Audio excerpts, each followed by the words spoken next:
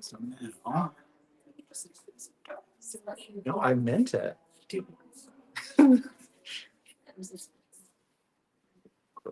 That's why you were so in your car. Yes, I was trying to finish the chapter. And then I gave up.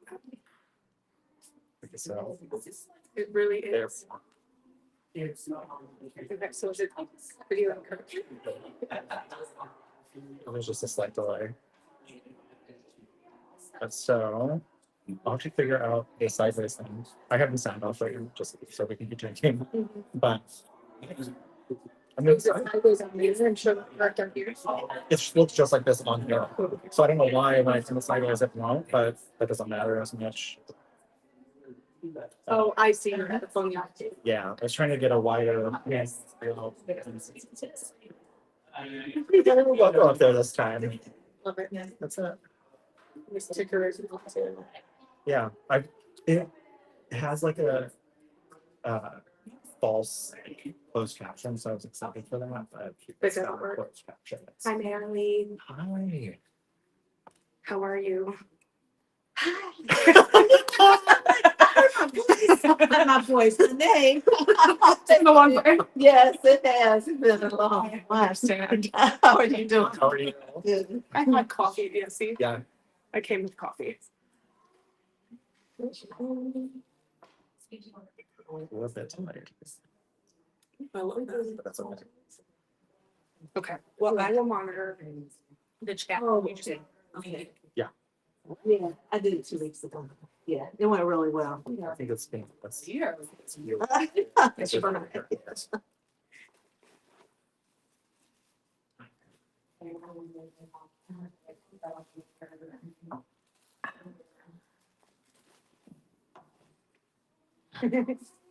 It is on, right?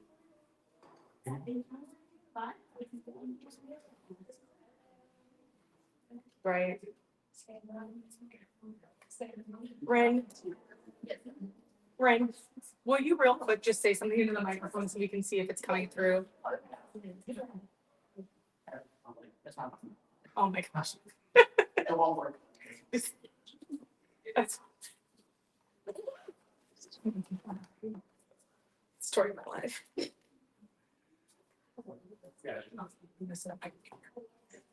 Oh. Yes.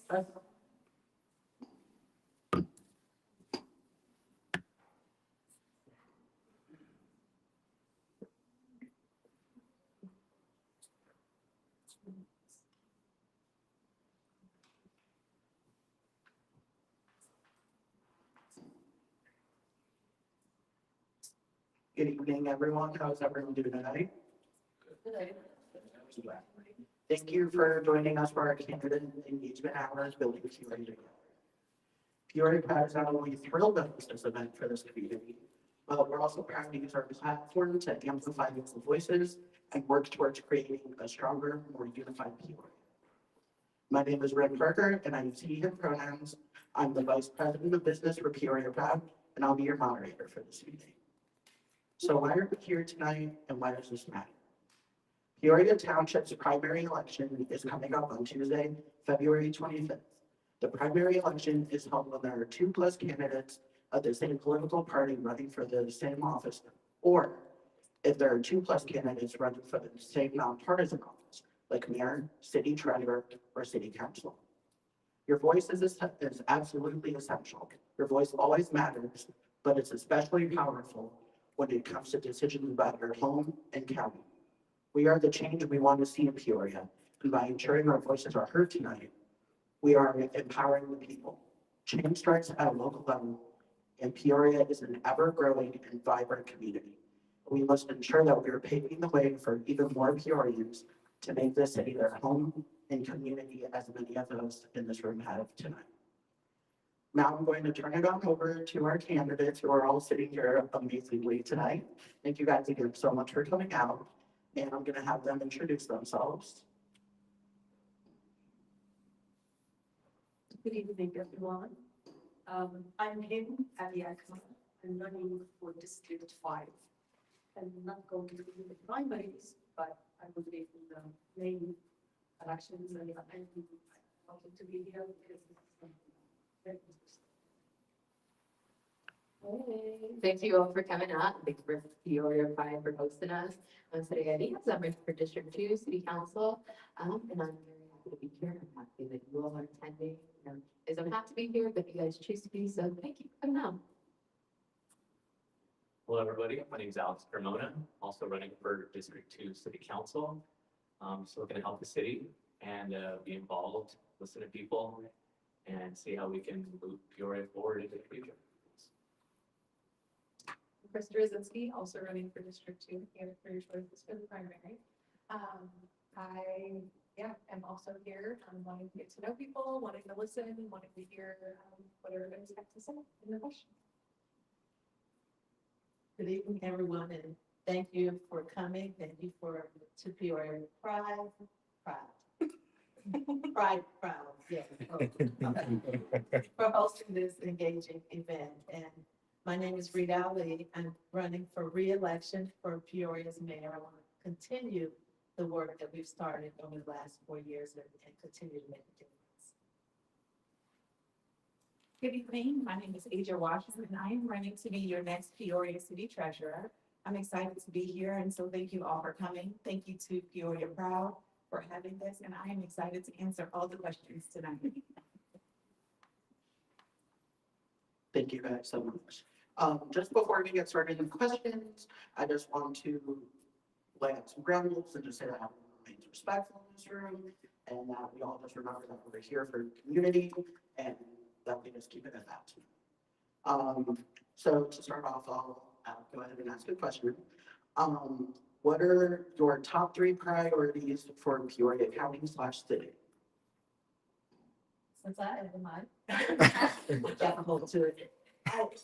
My priorities are really to, we developed a new 5-year strategic plan this past year, 2024. And we did it in conjunction with the community stakeholders. So we didn't do it in a vacuum, we did it together with the community. And we identified 6 strategic priorities. These are our top priorities. And that's community safety, it's investing in our infrastructure, making downtown a thriving downtown. Let's see, there's 3 others, there's on my card there. But basically it's increasing our quality of life, making sure that we have enough housing for the people that need the housing and committing to diversity, equity, and inclusion. Now, I know in some circles that's a bad word, but it's not a bad word to me. And it's not a bad word to the city of Peoria because we have made diversity, equity, and inclusion one of our top 6 priorities. So my goal is to make sure that this strategic plan is carried out with goals and objectives and that we're monitoring that and we're letting the public know how we're doing along the way. So you can go to the city's website. Actually, you don't have to go that far. I have a walk card over here that identifies those 6 priorities, but you can monitor how we're doing in these 6 key areas in moving Peoria forward. So the treasurer's office is not a policy office. It is responsible for collecting and administration of fees. And so my priorities are in making sure that we have more accountability and transparency so that everybody understands where those dollars are coming in and where they're actually going so that we can account and your money is working for you. It's also improving office functionality to ensure that the office is working optimally. And so that when you come there, you don't have to spend all of your time there and making sure that the systems is functioning properly and then maximizing those city funds just to ensure that the dollars are working for themselves. We have, we received just under $250 million in the treasurer's office, and any money that is left over needs to be working and building for the community. So my career would be safety, fiscal responsibility, and economic growth. Safety, self-explanatory. A lot of people think of just crime. No, yes, crime, working with state legislatures, working with the chief of police, but also just as a whole. So not only law enforcement, but the other emergency services, making sure that they're have what they need and that they are running efficiently and effectively to get you your help when you need it most. My background is 911 dispatching, so that's kind of where I come from in that angle. I see it as a holistic approach, not just crime. And then fiscal responsibility and economic growth, that kind of put hand in hand. Fiscal responsibility, you can't really run the city on a $0 budget, so that's where the economic growth comes in. Making sure and running the businesses, talking to businesses. I sent out 153 letters, asking them, what can the city do better to help you grow, to help you do well? And then, what barriers did you find when you were starting? And just kind of having those conversations and seeing what we can do to make our businesses here flourish, and then also bringing those new businesses.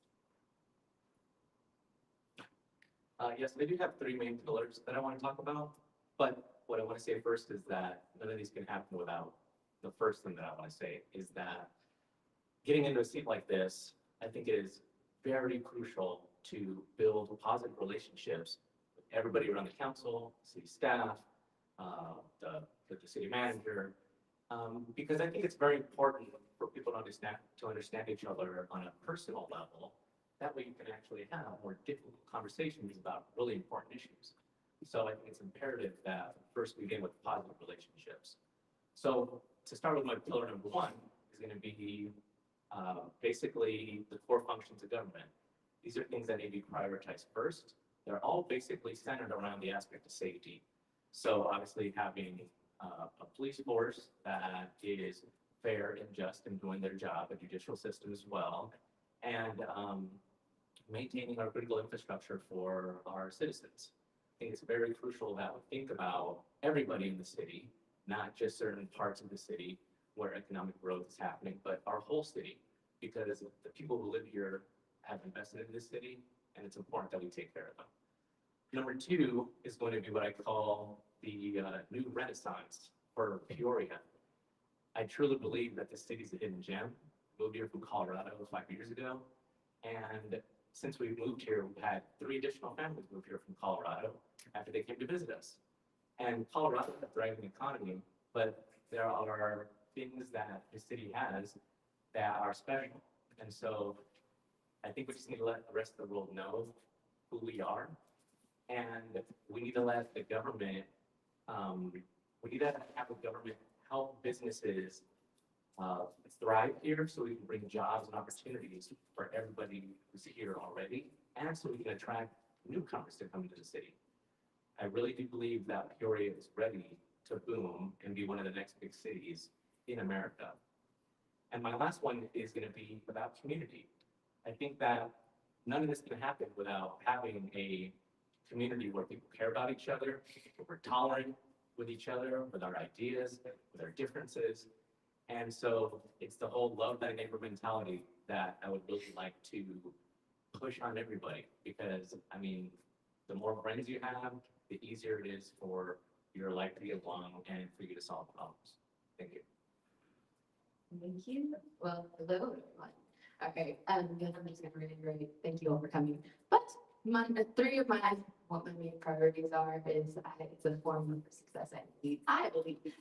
So if we are able to get to the root causes of violence, and that's one of my main things is having safety, and safety is one of my main concerns. But if we are able to reduce violence and to reduce crime, then I feel as though we're able to build a safer community, a safer Peoria. But not only that, I understand the fear that I fear for my family and my nieces and nephews. So doing what I can, because when I was about 14 years old, I lost a classmate to gun violence. And so I want to do whatever I can to be able to prevent that from happening, to do everything in my power, because I saw how badly it devastated our community.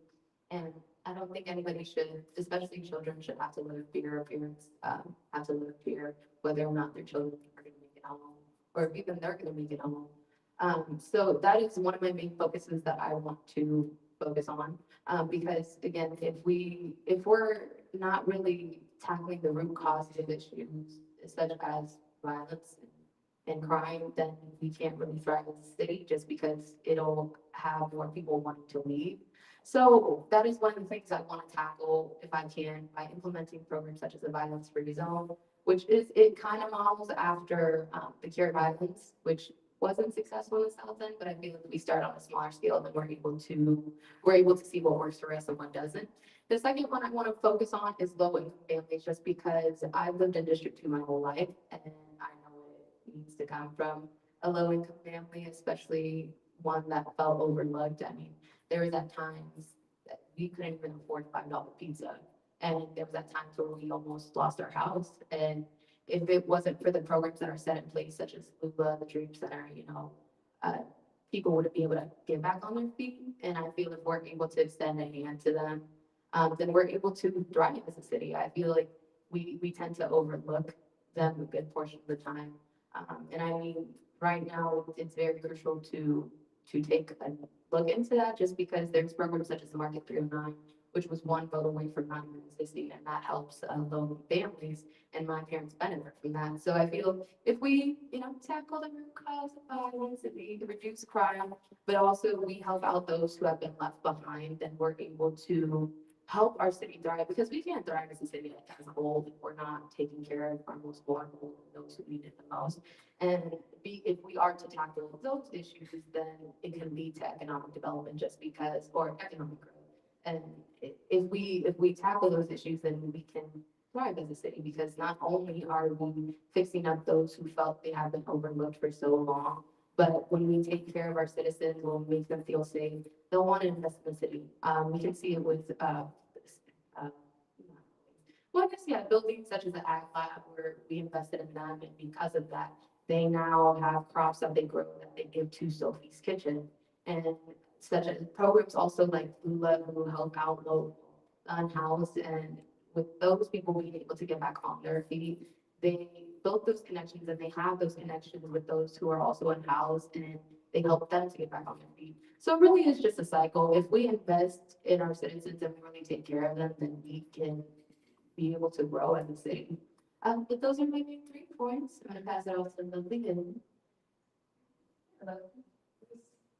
Advantage or disadvantage of the last.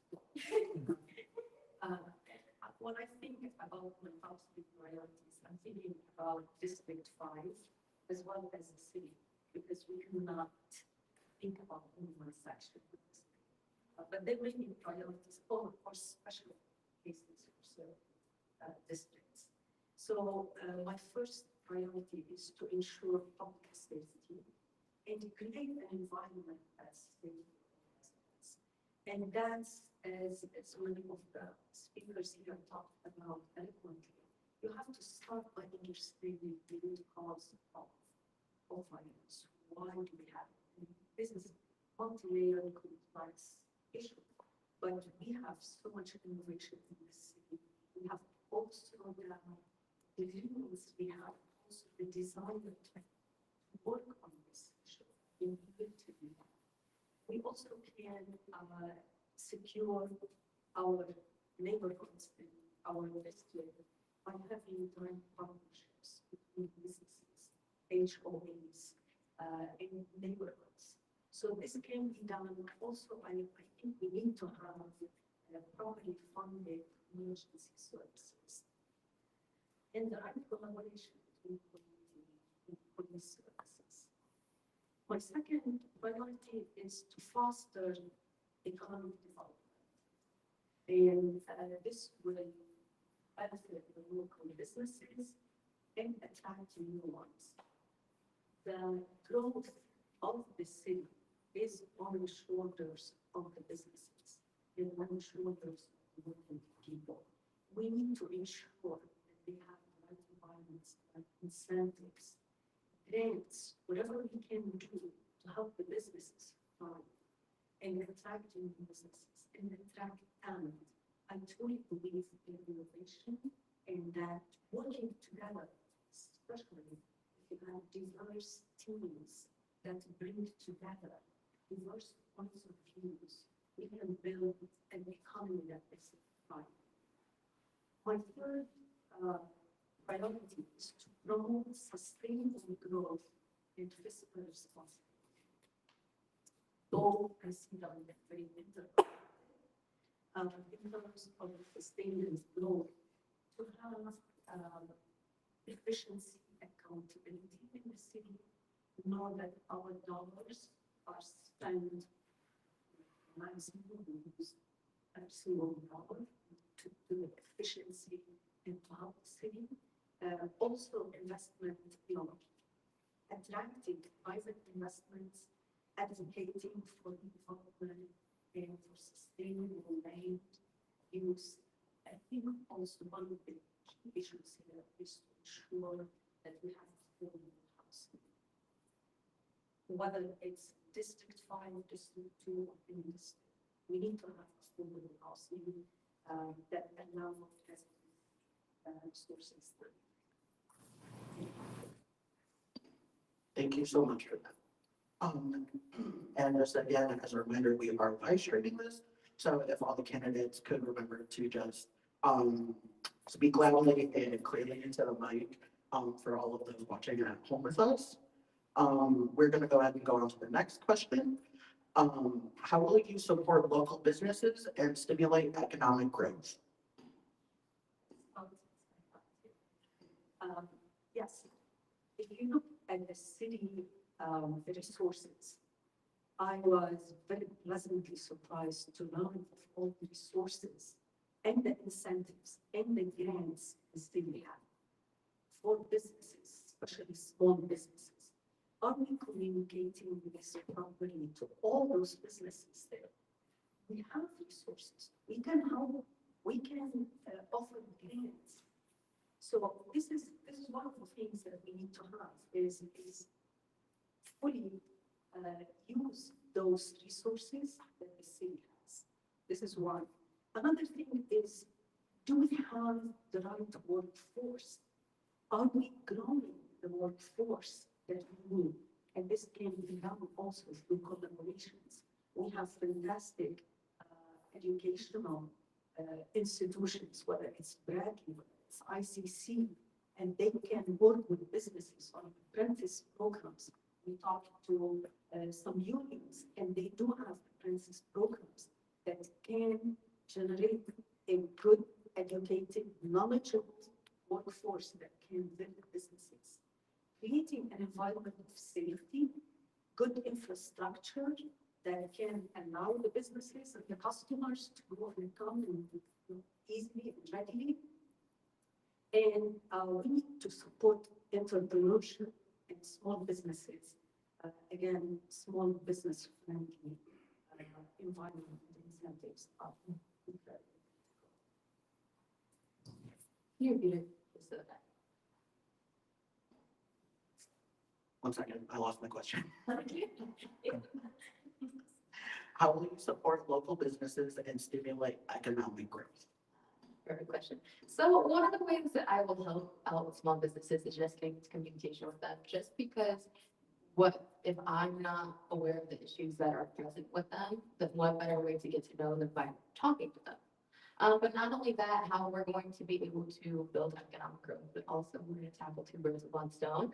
Because with the violence-free zone, it targets about 14 to 25-year-olds, and they help to have mentorship programs, such as working with the union members where they're staying away from things that they don't need to be dealing with and learning valuable skills that will help brighten up their futures. So collaborating with union workers, but also the Dream Center is a great example of that, where they have like this lawn mower like build-up program where they get lawn mowers and people want to donate them, and they have the kids be able to learn how to fix them up. Again, it's just helping them to develop skills, but it's mainly just going back and talking with the people who are already on the ground and who are doing the work, who are business owners, but also providing more resources for people who want to start up businesses, such as the distillery. The distillery lab is a perfect example of those who provide resources to help out people who want to build up their businesses.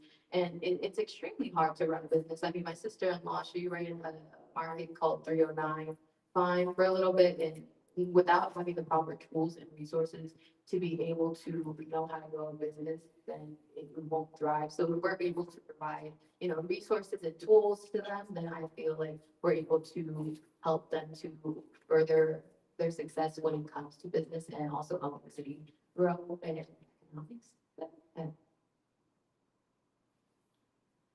Yes, I think it's very important to incentivize businesses to flourish here.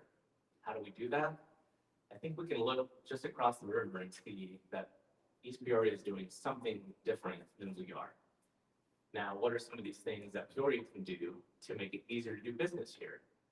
Well, if you talk to any of the business owners around, they have one common thing to say about the city, which is unfortunate, is that they're not easy to deal with when it comes to business. Things are too expensive, that it's slow, whether it's the permitting process, whether it's zoning regulations, whether it's architectural review boards that arbitrarily stifle growth. I think we all want things to look great. We all want the best product that the market can bring to Peoria. But I think it's important to understand that if we have too many regulations, then it disincentivizes growth.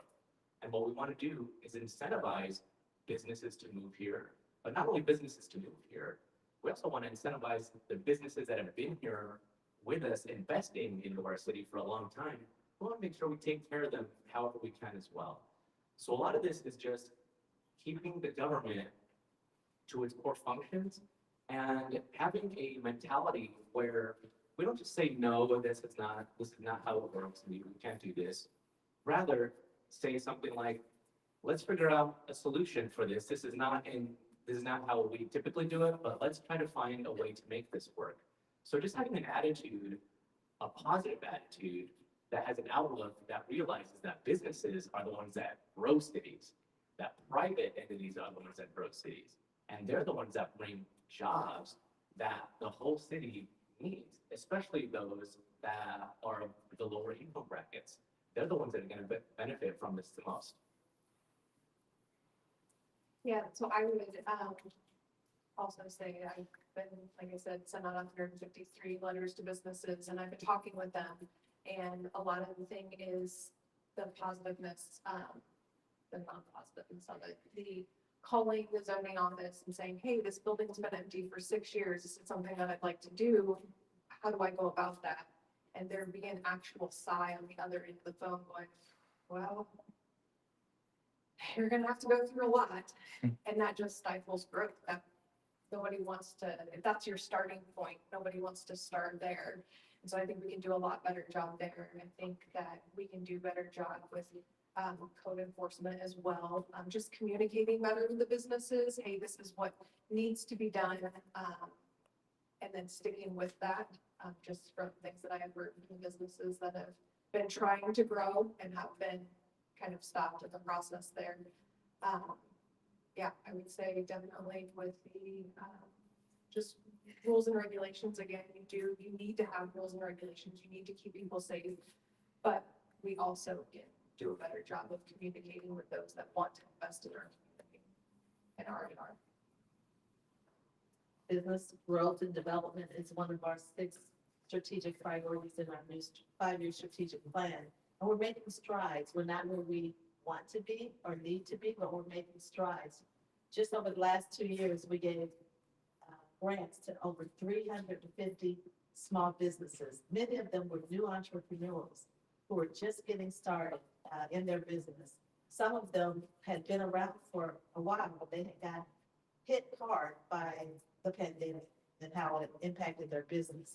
So we gave grants, not loans, to over 350 of these businesses. Many of them were women and minority-owned businesses, but certainly it has made a difference. We also have other tools in our tool chest, not about, but the tax increment financing, the TIF is one, opportunity zones is another. We really have to work with our partners to leverage these opportunities. We just last year had launched a first-time event called the Expo in Procurement event. We held it at the Peoria Civic Center. We're trying to increase the number of small businesses that are getting opportunities with the city, with the county, with Illinois Central College, with Peoria Public Schools, and those government-funded entities that have money, but who are they giving it to? Usually the larger companies and not the little guys. So we want the little guys and the women-owned and minority businesses to get more opportunities and get a greater piece of the pie. So this event will happen once again. It was extremely well attended last year. It is March 27th at the Civic Center. I encourage you to, there's going to be a lot of advertisement going out about this, even at I think the buses will have some banners, and there's going to be some communication throughout the city. But March 27th, I encourage you to come out and participate in that event. One thing that we haven't done enough of that I want to see changed is to kind of survey and talk to our businesses. We have only 3 economic opportunity specialists working in City Hall. So we're limited with our capacity in terms of them going out to over 8,000 businesses in Peoria, getting some feedback. But I think that we can be creative in how we get this feedback and have the community help us to do it. I think that we can organize a way that we can have our volunteers to go out and do an assessment, take a quick survey. What is going wrong? What is going well? What is going wrong? When Best Buy told us that when we found out that Best Buy was leaving to go across the river, we were all blindsided by that. Even the landlord of that property did not know. They were blindsided. So I think that we have to find a way to be in better touch with our current businesses, find out what's going well, what we can do better, and so we don't get blindsided by situations like this.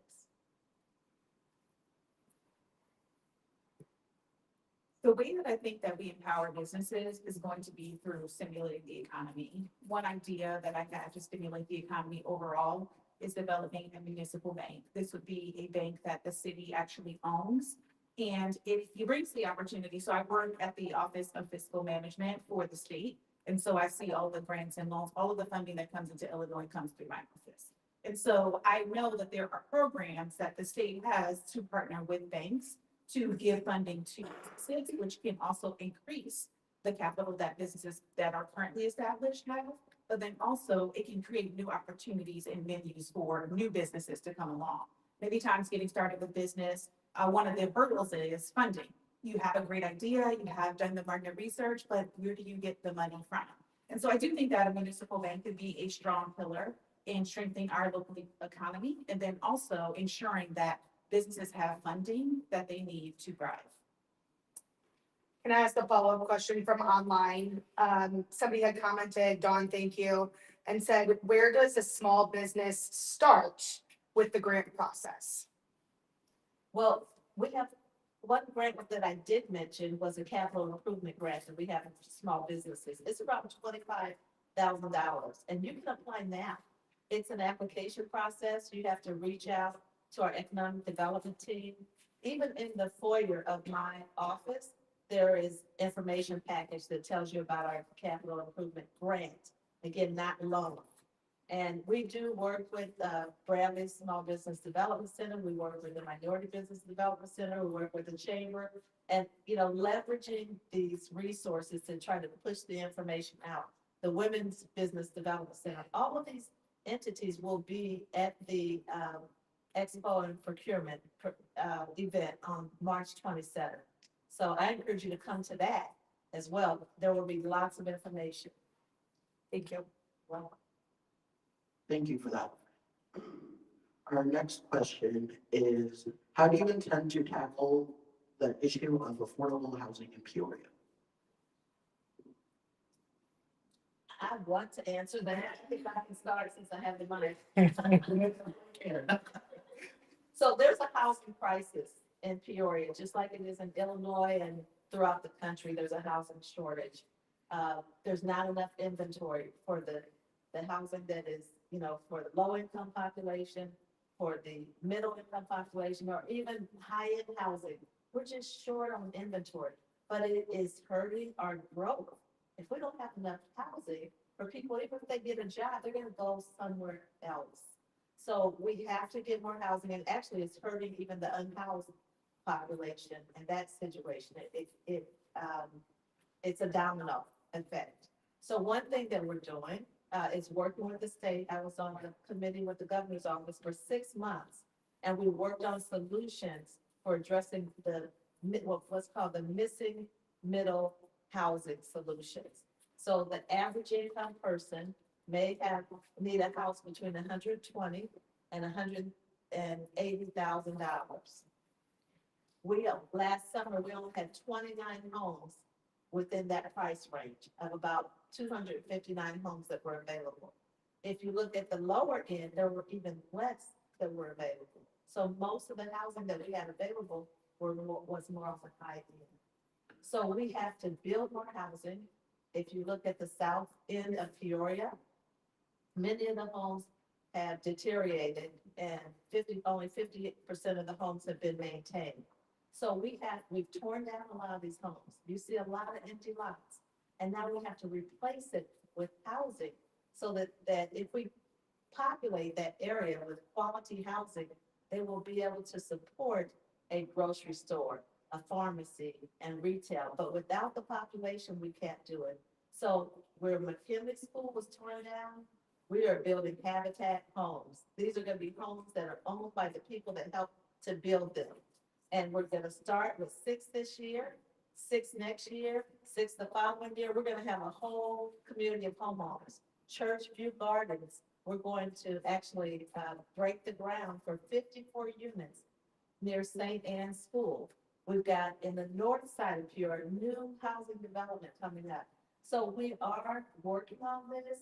It's going to take time, and we have to spur development with more incentives so that developers are willing to invest not just in the high end, but in the middle income level and the lower income level as well.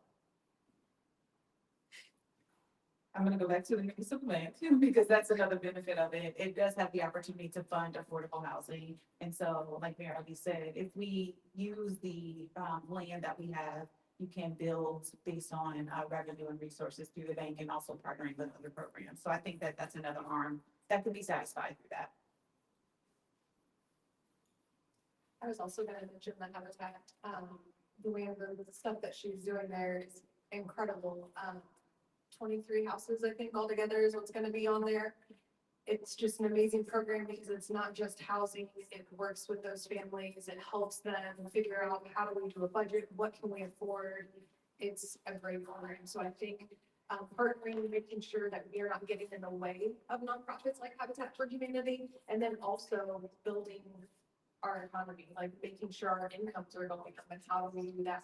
And getting in with those businesses, making again sure the businesses are flourishing, because then the people are flourishing.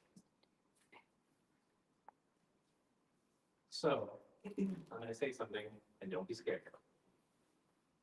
There's no such thing as affordable housing when the government has to do with it. What I mean by that is the government can never build things as efficiently or effectively as the private sector can. Okay? Now, housing is an issue all over the United States. We all know this. I have friends back in Colorado that said, man, I should have gotten married and grew up as fast as you did, because now I can afford a house here. And me and my wife got married young, bought a house, and we were lucky to be able to do that. Now homes are very, very expensive everywhere. I want to tell a story, true story, about the only major US city in America where rents have gone down for the past 20 months to the tune of 26%-ish. Austin, Texas has figured out how to solve this problem. Doesn't happen overnight, but what they did is they changed their political climate around building, around letting home builders and apartment builders build in their city through deregulating some of the things that were overly burdensome that made it hard for developers to actually create a profit. Since they've done this, they have made big, huge apartment buildings that a bunch of young people love, that the residents that live there actually love too, because it stabilized their whole housing market. Now, it's still expensive to live in Austin, no doubt, but it's a very popular city to live in as well. But at least now the young people want to live there, and the people who have to rent that have lived there for a long time can actually afford to live there now. So a lot of this can be solved through incentivizing growth through a deregulating process where we're using common sense and asking ourselves, which one of these things are making it way too difficult to build here. That it's gonna take, the government to do that, but it's also gonna take the citizens to be okay with growth, because everybody wants to protect everything around their neighborhoods and everything. They'll say, yeah, you can build it, but do it over there. What about the people over there? They'll say, no, you can do it, but do it over there. It's gonna take a willingness in the community and the government to make some sort of change to allow growth to happen. Thank you. But I think those are great ideas, especially, I remember reading the article and seeing your photo about Habitat for Humanity. But also pushing for policies such as rent control, just because we see time and time again where houses aren't really up to date because the prices skyrocket.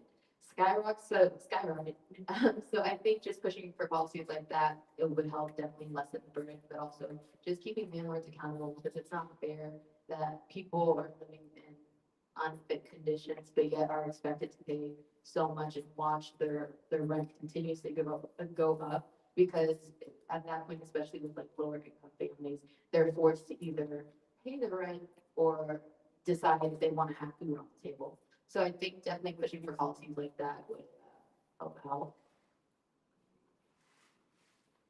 I have a whole lot of nice ideas. And I don't know if I can add much to it, but what I can say is whenever I am a scientist, and whenever we approach a very complex problem, you start from the bottom up. And what is not? What do I need to resolve this? If you have all the stakeholders at the table, I would not claim by any means to be able to offer a solution to families that I don't know their situation well. They need to be at the table, they need to tell you what's needed, how do we grow? And I truly believe that if you bring diverse teams, if you bring everybody to the table, there will be innovative solutions. I like that having that idea a lot, because that's so involved. People who live there, live there. Also, we have in the downtown, we have buildings that are not really, not almost empty and so on. Why can't we make those good, affordable apartments, even condominiums? We need to do that. I believe we can, with focus, intention, bringing the right people, stakeholders to the table, we can find solutions. And I truly also believe in streamlining. We need to make the process easier. Still keeping the safety of the people who would live in these homes in the neighborhoods. We need to keep them in mind. Thank you. We did have a question online that was, what are the current tax incentives that East Peoria currently offers? East Peoria? I think it was in reference to the conversation earlier about Best Buy moving from Peoria over to the river. So what is it that they have that we don't, that's incentivizing or enticing people to move a business across to East Peoria? Right. So, I don't know. I haven't talked to Best Buy. I have reached out because I wanted to hear directly from Best Buy management on why they chose to move across the river. They were certainly contacted by a developer to move across the river, encouraged to move across the river for whatever reason. Perhaps it was geography. I honestly don't know what attracted them to move, but I'm sure that there were some incentives that were provided. So I don't know the answer to that. But the Levy District is doing well. The warehouse district in Peoria is doing well. Downtown Peoria is getting better and will get better. We are looking at a downtown that has a demand for housing. People want to live in downtown Peoria, where we have all these big old buildings that are partially vacant, right? These buildings will become partially residential properties that have commercial, retail developments included. So mixed use is for these big buildings downtown, and that's that's the direction that Peoria is moving. Can I add? Oh, yeah, of course you can. So I've actually had I've had a meeting with the chief of police and the sheriff. And as it pertains to this, and part of this is speculation, but part of it isn't. What's happening in Peoria in general is that, there's a lot of theft going on. Violent crime is going down statistically, but there's still more theft that is happening. And I've been told by several of these people that they're surprised that so-and-so store is still here. It's just a matter of time before they leave too. I do think that geography also has something to do with it, because if you saw, or if you know where Best Buy is, kind of back in the corner, not, not a good spot for a big place like that. And if you look at the Levy District, they've created an environment where it's all about shopping. And so probably just a business decision, obviously, for Best Buy to move there, because they've created such a, dynamic, economy there where people can go and shop for all kinds of different goods and services. So it's a lot of different factors. Thank you for that. What initiatives will you implement to protect and promote the rights of the LGBTQIA plus community? I think that we as people need to accept each other for who we are as individuals. I think that as far as initiatives go, I think everything basically starts in the home. When you live in a community, when you live in a city, most of what you learn is from your parents. You get a lot of influence from your friends too, but it has to start with positive influences that are teaching you that we're all human beings, and it doesn't matter what you look like, it doesn't matter what your sex is, none of these things. What matters is how you treat people. And so the thing I'm always going to advocate for is for all of us to look at each other as brothers and sisters, and see if we can spread that love around. Yeah, as far as initiatives go, I don't really know of any, I can't really think of any initiatives off the top of my head, but I would also say just like making sure that our environment here, our community in Peoria is one that is inclusive. So is one that, again, it doesn't matter your color, your sex, anything, like we're all just looking at each other as family, which is honestly one of the things that I have seen since moving to Peoria is the community here is really, really great. So There's a number of things that we've done to make sure that we protect the rights of everyone. In 2017, we adopted an ordinance to become a welcoming city. Yes, the city of Peoria is officially a welcoming city. That means that we respect everyone for who they are, regardless of our differences, and we welcome them regardless of our differences. I know everybody may not be always treated that way, but within the city of Peoria, we're saying that we're going to honor our difference. We have compliance training for all employees every year. You have to take these classes online that help you understand diversity, equity, and inclusion.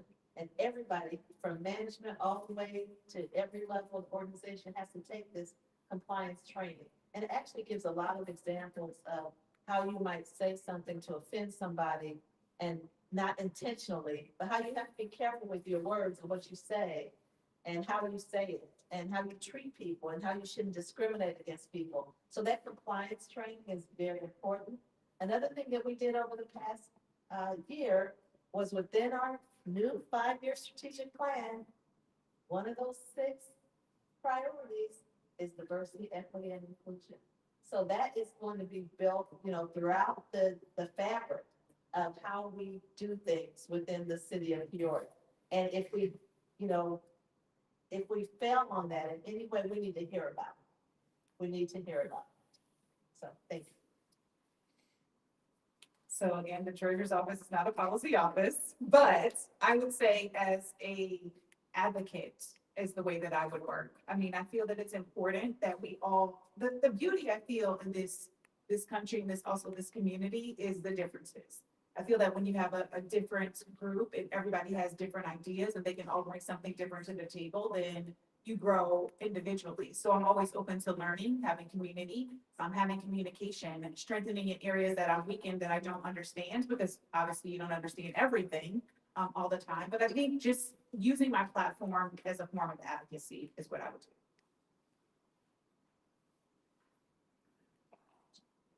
Yeah, so one of the things that I would do, I know they recently just opened like an area that was specifically designed for the LGBTQ plus community. I can't think of it at the top of my head. I just went there when they had their open house.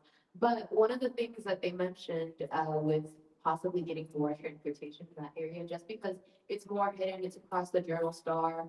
And the place, like when I visited it, it was so incredible because you could see how much community and how much love was poured into that area. So maybe just having a little bit, maybe a transportation route taken there, just because it could be so helpful to those who are a part of the community. Just because you don't have to really do much. They have an office space where it's dedicated to, you can just stay there, play games with your friends.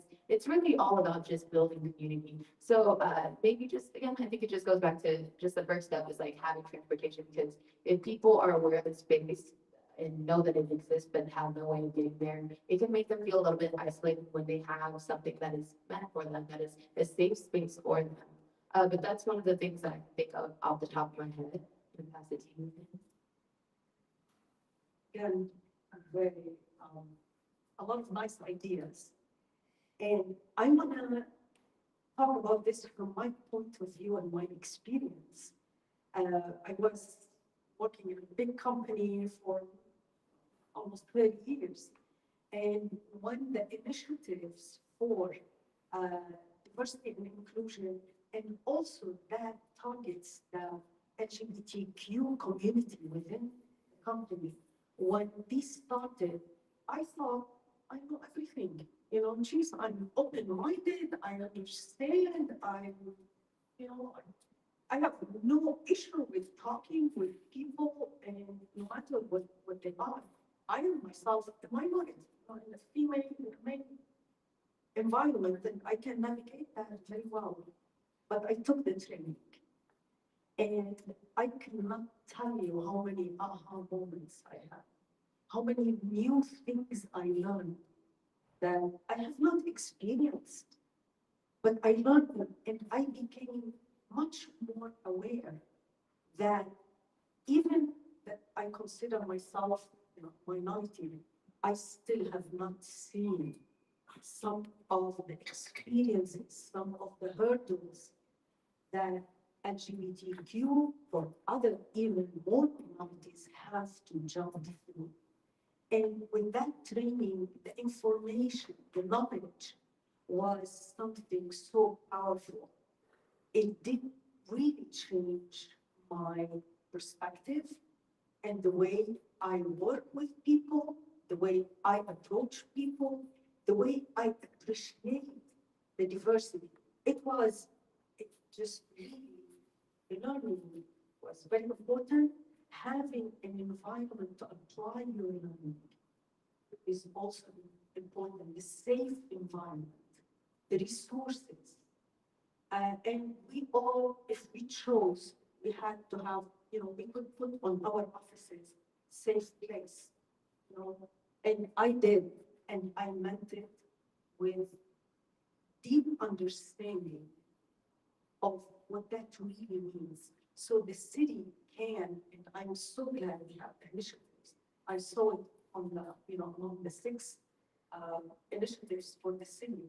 I would absolutely work to support those initiatives and make sure that everybody is at the table. If we have a group, the LGBT group, not involved in the development, in the discussions, in the initiatives, we are missing a whole lot. That's, I really invite people to learn more on this now. Thank you so much for that. Now we're going to go ahead and open it up to the community to go ahead and ask some questions. You can go on. Yeah, sure. And the bookstore is talking about lit on fire. Lit on No, fire. no. But I had a couple questions for everybody. How are you connected with the community now? Talking about like the lower ends. Are you connected with that now, what you're doing now? And also, how do you feel about the lack of nutrition options in the lower areas? If now you go to the gas stations, not about junk food, we all know that nurses really eat. It affects your mind, you know, diet, food, and all that, type 2 diabetes. What are you trying to do now to make that happen? Are you willing to push for that? And we also know the youth, big thing in the area now. What are you doing to do now to connect with youth? So it's a couple of Can you, that first part of the question, can you ask that again? So first question, how are you connecting with the community? How are you connecting with the community now? What are you doing now? Just tell me, like, tomorrow you got a day to day, what are you doing now? It's like, hey, I'm not that action. So. I'm gonna give you a partial question because I am not answer, because Yeah. I am learning, I'm diving into this learning. Respect. In terms of the communities, I am starting in the homeless shelter. Israel brought this to heart for me. We started working with these organizations that is working on shelters and on providing for those who are disadvantaged. And it is learning, I'm still learning, and I feel that there's a lot to do. I was quite involved also with the Dream Center in terms of volunteering my time, tutoring, and that those programs where they're teaching the technical aspects to children and so on. That's something I was also involved in. It always brings joy to my heart. In terms of nutrition, my position is that this is a basic human right. It's not a demand. It's not, nobody has to raise their hand and say, I need nutrition. This is something we need to have. What I can tell you now is that I want to work through the city with the organizations to see what are the things that we can do. And I truly believe in innovation can resolve these, bringing the people who are in these communities. It doesn't, I'm not sure it will be successful if somebody from the outside brought a solution. That how do you do the details and so on. So working with the communities has to be part of what the youth. Apprenticeship programs, having, the foundation of the learning is literally from birth to second grade. Once you have that foundation, no matter how the conditions happen afterwards, you can still navigate it. And I think we need absolutely to put as many programs as possible to help that. I don't have the details. I've been working. Well, some ways that I'm already involved with the community, it's the volunteer work that I do. I used to volunteer a lot of my time at the Dream Center, just like watching kids play on the playgrounds and building relationships with them. But since, running for election, it's pretty time consuming. So I'm not as involved as I used to be, but definitely taking a look at what they do, just because again, with the tutoring and the programs, the mentorship programs that we have, it's completely incredible. But also getting connected with community leaders like Jesse McGowan, who has this initiative called the Possible Program, which he's just really building connections with the youth. So that ties into the youth question. But yeah, I'm already just doing work already, whether it's with Lula, Joel, all that other good jazz. But in terms of nutrition, you're right about that because I work at Caterpillar, the building that's across from City League Bus. And sometimes when I don't have time to pick up something or I don't have time to make anything, I go to the gas stations or the corner stores that are there and all they have is ramen noodles, pizza puffs, food that is processed that doesn't help the community at all. And if we're not allowing people to have accessibility to these healthy foods and these nutritious foods, then we're never really going to be taking care of them because, like you said, health as well.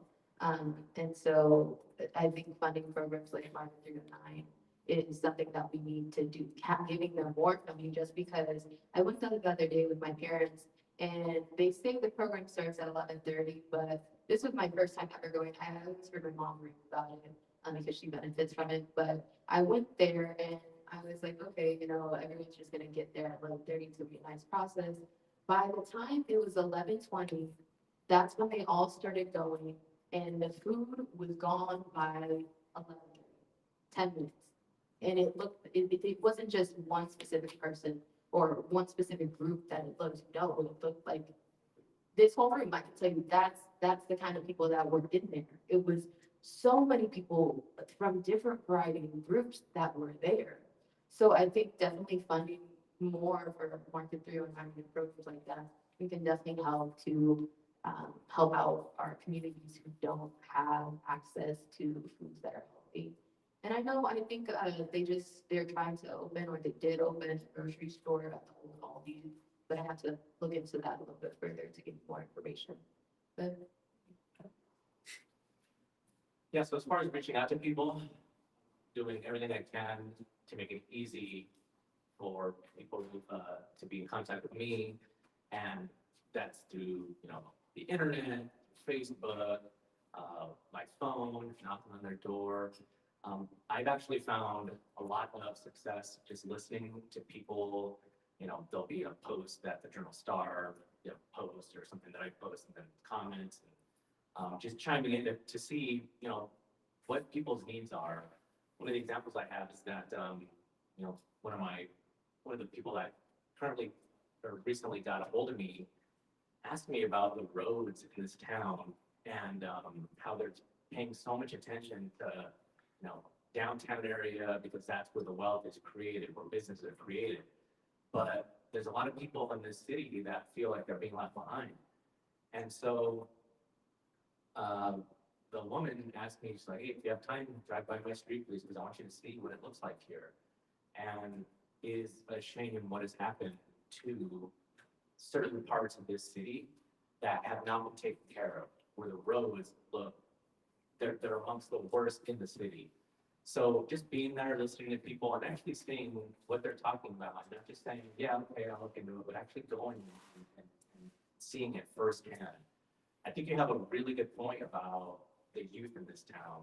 That's one of the main reasons why I'm running, is because my kids are getting older, and I want them to stay here, and I want them to be successful here in Peoria, and have a future here in Peoria to grow a family. I think it's vitally important that us young people, and everybody here really, but we need people to step up. And if you have some time, volunteer time.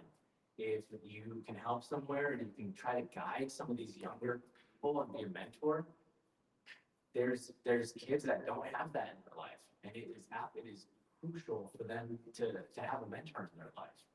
So this is something that I feel very passionate about too. As far as like what we call it, like a food desert, right? A place where there's just nothing except for junk food, gas stations, stuff like that.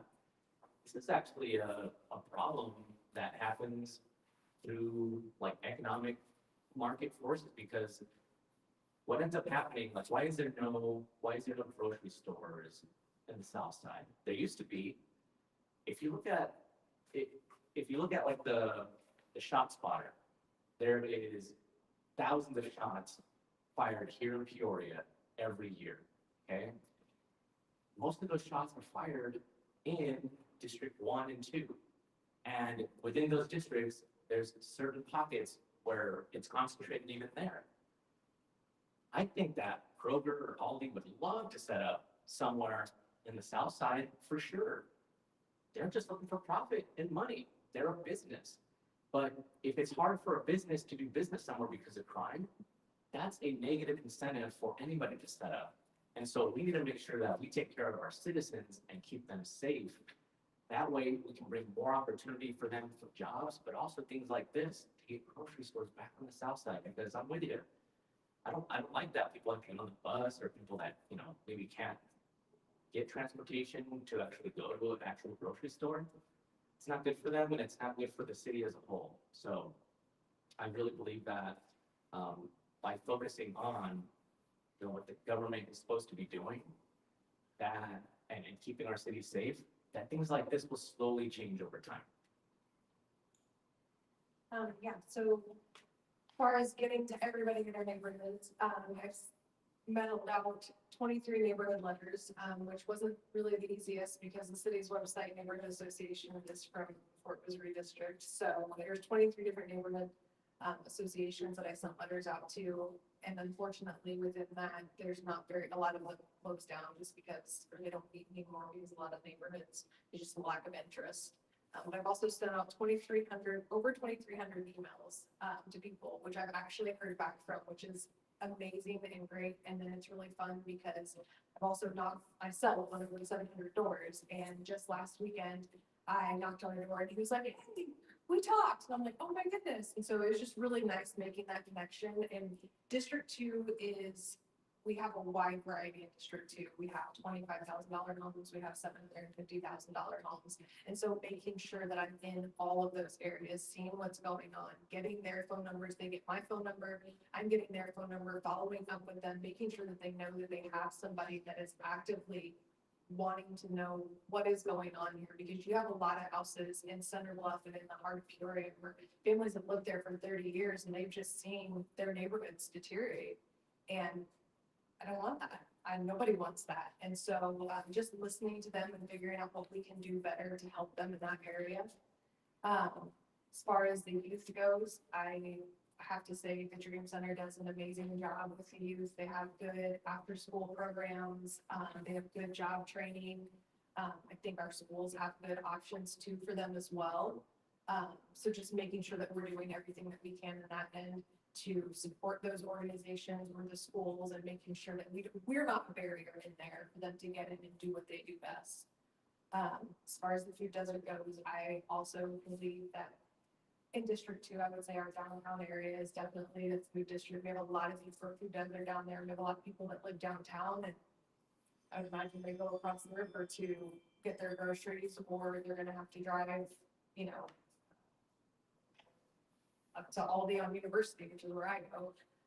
But just making sure that there's more businesses there. Main Street is my backyard. So you look out Main Street, we could redo that and bring businesses in there. Businesses are gonna come in there. You got Main Street Liquors. Literally, I can see it from my daughter's bedroom, you know, there's businesses and grocery stores aren't gonna do well there right now, how it is. So building that up and making sure that that is good, where a business can say, hey, I could do well here. Let's give this a shot. So just making sure that we're doing what we can in these areas. It's a great question. Thank you. I want to explain why there are no grocery stores on the south side where I grew up. In the 70s, when I grew up there were 33,000 people that lived on the south side of Peoria. In the 1950s, there were 54,000 people that lived on the south side of Peoria. But over time, middle class flight, white flight occurred on the south side of Peoria. The housing has not been maintained. So only 50% of the housing on the south side has now been maintained. So you have dilapidated housing that we've torn a lot of it down. But again, over the past 10 years, over 5,000 people left the south side of Peoria over the past 10 years. It's down to less than 14,000 people that reside on the south side now. Tremendous difference from when I grew up there. It's not enough people to really sustain a well-functioning, high-functioning grocery store yet, until we get the housing and the population back. Aldi's was there. Aldi's went across the river. Shop and Save was there. Kroger's was there. When I grew up, there were a lot of mom and pop stores there. We are working now with the local pastor, Pastor Chuck Brown. He got a $2 million grant from the state of Illinois, coming with technical assistance provided by Western Illinois University.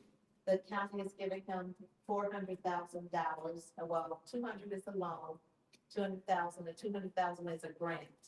And it's going to help to open CJ's Market, where Aldi's was on the south side of Peoria. It's going to happen this year. So we are going to end up with a grocery store, but again, we have to help him to survive, because if we don't help to populate that area, then he's not going to be able to make it, just like other groceries and that have tried it on the south side. So again, he's going to get technical assistance. We're going to help. We invested some money in health equity initiatives by giving just last year, the health department $600,000, over $500,000 in their health equity initiatives, the health department. We've given money, I think it was $50,000 just a few months ago to Market 309 to help what they're doing there. I started the year after I became mayor, a youth internship program. It's called the Mayor's Internship Program for 14 and 15-year-old youth. So if you're a youth and you attend any public school within the city of Peoria, 14 to 15-year-olds who usually don't get to work because they have to have a work permit, they can apply to work for my program. I get over 100 students in the summer. If they do well and finish the program, they come back the following year. They get to work at a not-for-profit or a government entity, and they get paid $12 an hour. First job for these kids. And we also invest in them called Development Days, where I have speakers come in and talk to them about careers and other opportunities. We develop their character. I also started the Mayor's Role Model Program that was funded by PNC Bank, where we're providing mentors to young people who are attending 7 schools in Peoria. These schools are located mostly in low-income areas of the city, but these mentors are working with them. They're taking them to the Riverfront Museum, to events at the Civic Center. They're going to their school and talking to them about their grades. They're taking them to their jobs and sharing their careers. These are the ways that I am connecting with the community. And lastly, I would say that every second Friday of the month, I have what's called the Safety Network.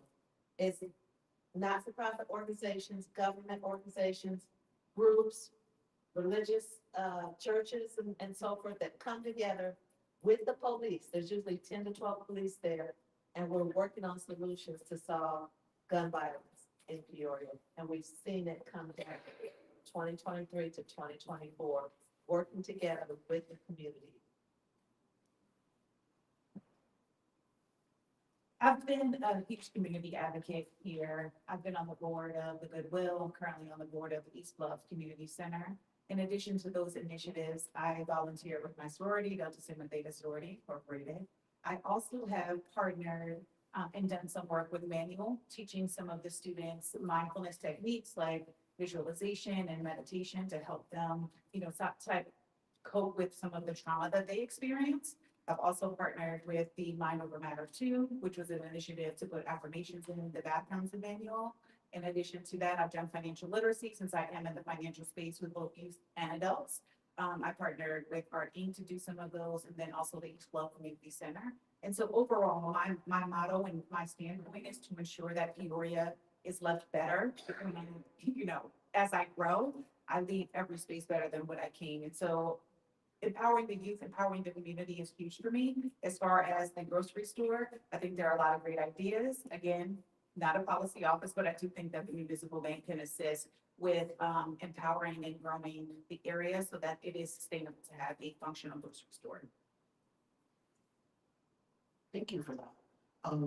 Do we have any more community questions or? Yeah, I've got a question. Yes, go ahead. Thank you all for being here. Appreciate it. Good to hear from you guys. Yeah, 2 questions. Let me start with my first question. So the city fiscally is broke and has a hard time managing its budget. Right? That's the backdrop. I've heard a lot of great ideas tonight, but I've also heard, words like programs and grants. Our baseline is we do not have the funds. We don't have a viable tax base to continue issuing grants and creating programs that taxpayer dollars go to. So I want to hear from you guys and know where in kind of progression, right? We're in a journey here, and so there's got to be other viable paths, right? So I want to hear from each of you. Talk to me about the incentives structure around businesses and corporations that you guys have in mind, so that we can offload some of this burden off of the city's books, right? Not the responsibility to oversee it and make sure it's managed and so forth, but to pay for it, right? Talk to us about some of the incentives that you guys are thinking through to incentivize businesses, create a viable tax base, so we can stop using the words programs and grants and start thinking about more have a mentality of fiscal responsibility, right? Because businesses do have a role to play with this, but we cannot continue to pay for this city government. We don't have the money. Okay. I'm gonna start by saying the city's not broke. Okay, the city has over 25 million in reserves. That's our threshold. We're actually over 30 million in reserves now. And we've actually been using some additional revenues that have come in to try to pay down that unfunded pension liability that we have, that you know is soaring, right? But we're not broke. We've had strong budgets over the past 3+ years. We have had the ability to do more than we've been able to do in the past. Sure, we got blessed with some ARPA funds, and that really 27 million in ARPA funds, and that really helped us to issue grants and do some things that we haven't been able to do. But we have to attract more industry to pay that, you know, the taxes that we need to be able to sustain ourselves, because rough times are coming. You're right. The state budget is, you know, going to be short by several $billions over this next year. So we have to sustain ourselves. We know that we have to have our rainy day fund built up. Right now it's solid, but we're trying to attract industries that will be tax-paying industries to help us move forward. Can you talk about some of the incentives that we have to attract them, like East Peoria? Well, attracting businesses? The one that we've used the most is the TIF, the tax increment financing tool that we use. The governor actually is introducing some new tools because he wants Illinois to be a more attractive state. That's going to help us. In downtown is, or many areas of the city is an opportunity zone. So there's some opportunities there for businesses depending on where you set up shop. So, you know, there's capital improvement funding that we have. A lot of it again falls back to the TIP. That's probably our greatest incentive tool that we've used to attract businesses. But we do want to, we're working with our partners at Greater Peoria Economic Development to bring in even site selectors, people that come in and they look at areas of your town. They say, this might be a good spot to attract a data center, or this may be a good area, and they help you to promote your city to other, you know, developers. So we're working on it. We're not where we want to be. Okay. I would say that I'm not looking at it so much as the grants and programs, but more the making the city easier to work with. So making us a city that people are like, oh, well, I can have my business in East Peoria, or I can go over here to Peoria, where the system flows really easily. You know, the way I open my business, the way I do business is a lot easier to be done in Peoria than it is across the river. If we're just comparing those two, which I don't really think you can compare Peoria and East Peoria a lot, just because East Peoria is very commerce driven. Peoria, we do have a lot more community, I feel like. And so we kind of have to look at that aspect of it too. Not different landscapes and Columbia district and things like that. But I think that we can definitely do better, be a better business climate than what we are now. So not necessarily with grants and things like that, but just making it easier to do business. Yeah, so the city does have money now, but it's quickly gonna go away. And everybody knows this. The only way to move forward and to not have more of a tax burden for all of us to share is to grow our community and our economy. Illinois is the second most moved out of state in the whole country. Peoria's felt that. A lot of Illinois cities felt it. A lot of people that have moved out. We need to try to get people to move back in. It's not going to be by raising taxes and fees. It's actually creating a negative incentive to have high taxes and to be so hard to work with when it comes to businesses with regulations and all these other things. So we need to incentivize people to move back here to help share the burden that we all pay into the city for all these services that we have.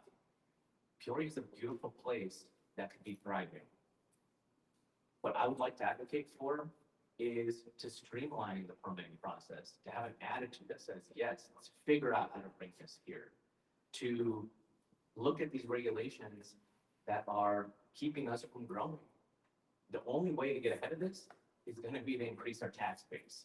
We have to create that positive incentive for businesses to come here, so they can bring jobs, to create a more productive Peoria.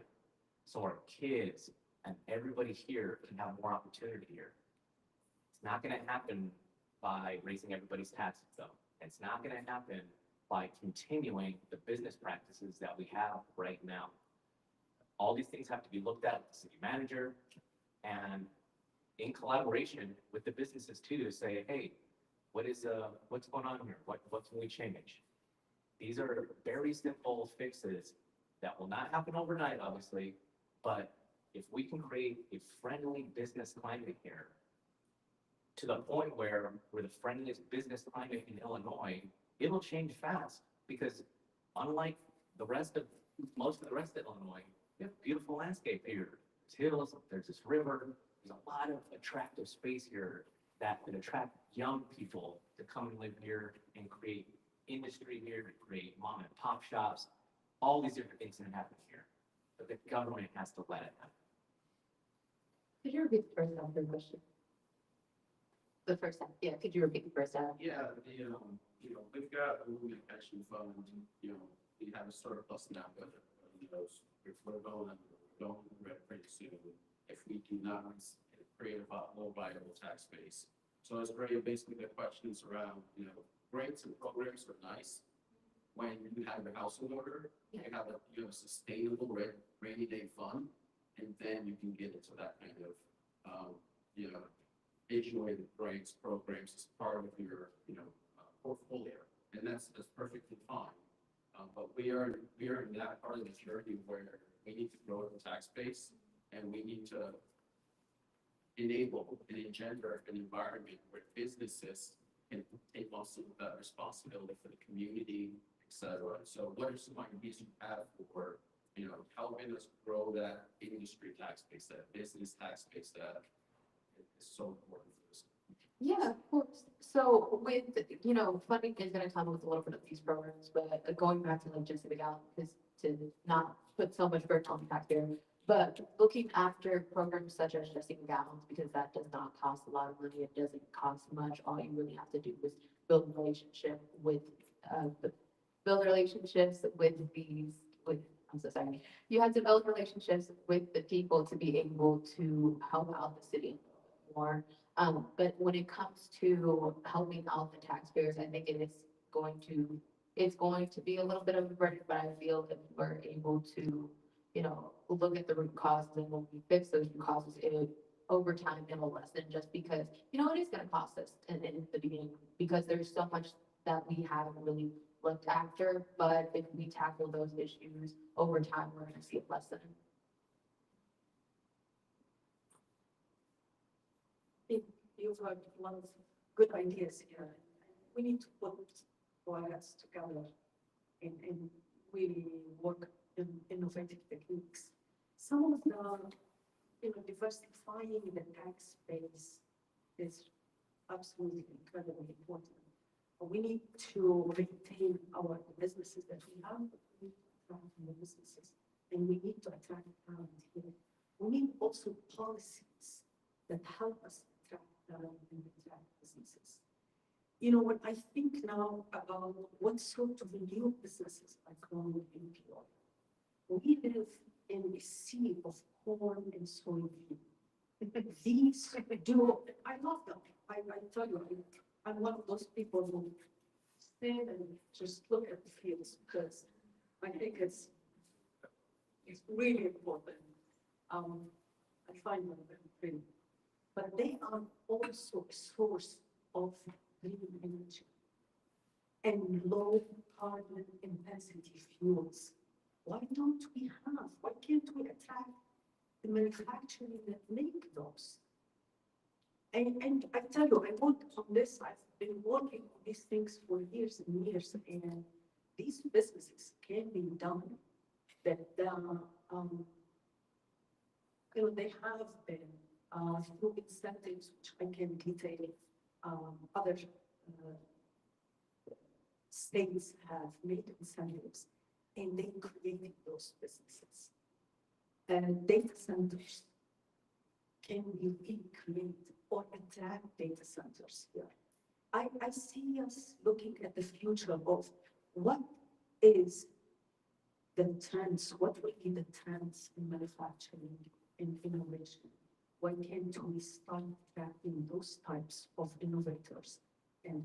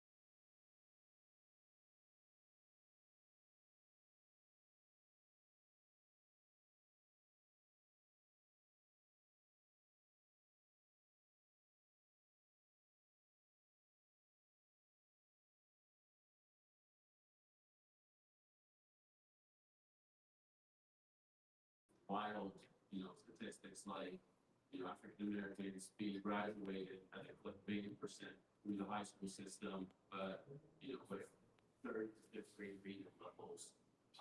I personally went to the website and looked at the District 150 roster, the salaries, the overall salary. There's a lot of resources being applied to it, but the results don't seem to be effective. I'd like to start with the mayor. More nuanced insight into this, et cetera. What are your plans for not overhauling, but like incrementally optimizing, the output of District 150? So Peoria Public Schools is not under the authority of the city of Peoria.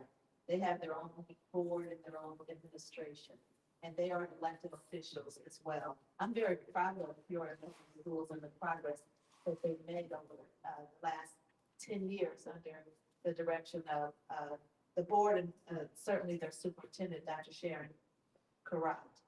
The graduation rate at Manual High School right before COVID was like in the 60% graduation rate. Now it's close to 90%. So we've seen just a tremendous increase in the graduation rate. It's 80 something. So that's about a 20% uptick. So, you know, you look at other areas where we have schools within Peoria Public Schools that they have these different levels by the state where they're targeted. That means they're at the lowest level or they're exceeding expectations. So many of those schools within the Peoria Public Schools have moved from targeted. So I think the next level may be comprehensive. Then the next level is, I don't know, Councilman Allen probably knows, he's on the board. But we've seen so much growth and increase in achievement rates. We've seen truancy go down. So they have a lot of, matter of fact, Dr. Karat, because of the progress of Peoria Public Schools, is named Superintendent of the Year of Illinois. And she is one of 4 within the nation being considered now for Superintendent of the United States. So there's progress that's being made significantly. They're a captive audience. So I think that we can work with that, those students and their families to help to reduce some of the behaviors that's taken place. And some of the programs are within the schools and some of them are external to the schools within the not-for-profit corporations.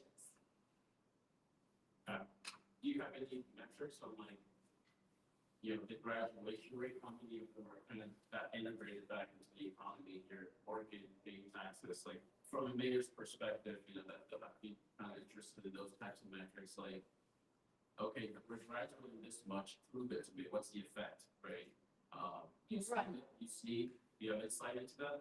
You know, we put together a grant for the federal government to try to turn things around within, it's called Promise Neighborhoods Grant. And it was a $50 million grant application. We were 1 point away from winning that grant application, unfortunately, and look to reapply. But it's about transforming schools and transforming neighborhoods within a certain area. So within that grant application, there's a lot of data, a lot of statistics. There's a lot of things that need to be improved.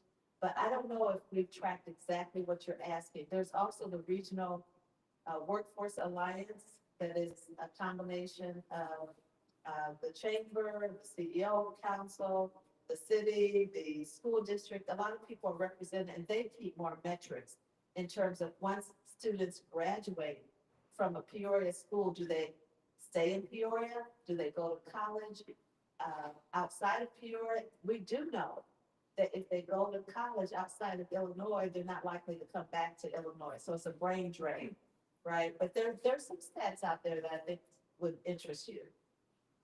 Thank you. You're welcome. Is that for anybody else? Okay. Okay, yeah. So, for me, I would agree that obviously District 150, they have their own school board, their elected officials and everything. For me personally, I think that it is our job as a city council is how are we getting those kids to school? Are they getting to school safely? What stressors do they have as they walk through those school doors? Because I moved here from the normal school district, right? Unit 5, they're really rated really well. That was not my experience. I have 5 kids that are in District 150 and I could not be happier. Like I really couldn't be happier. They all are getting a solid education. I have my oldest, she's 20. She has the PATS Academy. She has special needs. She got her first job in the community with Marshalls. They're working with her on that. They have their own little apartment in the PATS Academy, teaching them how do you fill out insurance forms? How do you do laundry? How do you take care of an apartment? Like District 150, I cannot say enough about what they do and the good work that they do. I think it is our job as a city council and as a community to make sure that we're doing all that we can. When those kids get to those doors of the schools in the morning, are they coming in there stressed out because they don't, because of what has happened, transpired the night before? I think that that is what our, and working. Yeah, I think that if you actually do look into everything that you say, whether it's the amount of administrators, in fact, that we do have, the amount of the budget that goes to that, which is a majority of it, of our taxpayer dollars. When you look at statistics that you're talking about, they're very concerning, especially when, you're trying to get people to move here. What they care most about, what families care most about, is for their children to grow up, be educated, so they can have a successful life. I see all these things and I really understand them. But like most things, they're more nuanced. So I've had a meeting with Dr. Farad. She's a very great person. And the school system has been improving here, as you say. But I think it's super important for everybody to remember, you said here earlier as well, is that the most vital parts of a kid's life for their learning and development is between, when they're born and like whatever it is, 4 or 5 years old. That is very short amount of time. The schools can actually only do so much. And that's the reality of it. Because not only do kids obviously learn from school, but they learn from their environment too. And you could send your kid to a school that is underperforming, but if you're an involved parent and you're there for your kid, they're going to be fine. I think that this is where the whole community thing comes back in, encouraging parents to be parents, be there for their kids, encouraging the family unit to be the family unit again, to be responsible. There's all these different factors that go into this, but it is absolutely a concern for our city to have such a big budget that goes, such a big portion of our budget that goes to these, and on paper, it doesn't look as attractive for people to move here. And it is one of the things that we're going to have to slowly and incrementally collaborate with the school board however we can, whether it's trying to set it up, have a cooperation with businesses to try to get kids in mentorship programs and in trade programs where they can find out where they're going to go after school and what kind of skills they're going to need to be in these types of jobs. So I think the business community can come in and help with this problem as well. Yeah, because they really do a good job. I mean, most of the high schools have programs that take place at Woodruff, whether it's, engineering or doing hair, cooking classes. So I think they definitely help to provide necessary tools for the kids, but also if there is an issue in regards to education, it's because the teachers are underpaid and they're overworked. So there's only so much that they can do, and it goes back to actually getting hands-on and helping people want to help out with these communities, because we can't. But yes, we can fund the schools, but if we're putting so much pressure on, say, like one teacher who has to deal with 28 kids in a class, it's already hard to try to take after every single kid, because sometimes when the kids don't have the best homes, they can, create problems in class, whether it's being disruptive or not paying attention, or, issues that happened the night before where we just can't focus. I think it really comes down to people helping out, but also giving teachers a little bit more grace and a little bit more help, because again, it's very burdensome, and to be able to lessen that burden, to be able to have our kids thrive, we really just need to take care of them and help out those who are already doing the work. What you asked is a really tough question for many reasons. One is that the city is not the one who comes to schools, but certainly there is a whole lot of intersection. And if you look at the tax dollars that come into the Peoria County, 57 cents of each dollar goes to school. So I do understand, and I do personally also have the question of how well using these dollars. And I don't have the answers. I can tell you that. My experience with my kids going into District 150 was excellent, and they excelled in schools and after the schools. So we had good experience. I cannot speak for those who don't, but I do understand. There are some, for so many layers of complexity of social, socio-economic, security, safety, all of these that you have to have in place to have a really healthy environment. You know, it takes a village, absolutely it takes a village to raise a child. Is that village there? How can we grow it? But also, I want to say that throughout my career, we used to get high school students as interns, you know, and these were the most fun to work with, you know, because, you know, for me and all the ladies around, we mothered them to death, you know, because we wanted, you know, to help them, to teach them, to come and do this, and, you know, we take them, we show them around, and it was fun for us, it was good for them. And these programs connect them to these manufacturing companies that we have here. This has to be there because then all of a sudden they see what can we do. You know, there is a whole world out there that you might not have never seen. It's good to see that. Beyond that, I mean, I also think bringing the people who are in the issue to how, because they may have the best ideas. Thank you for that.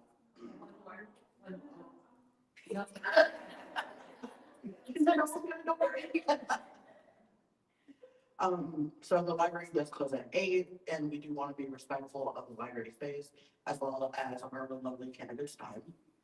If you still have any questions that are not answered, each of the candidates can be reached via phone and email to answer the questions you may have.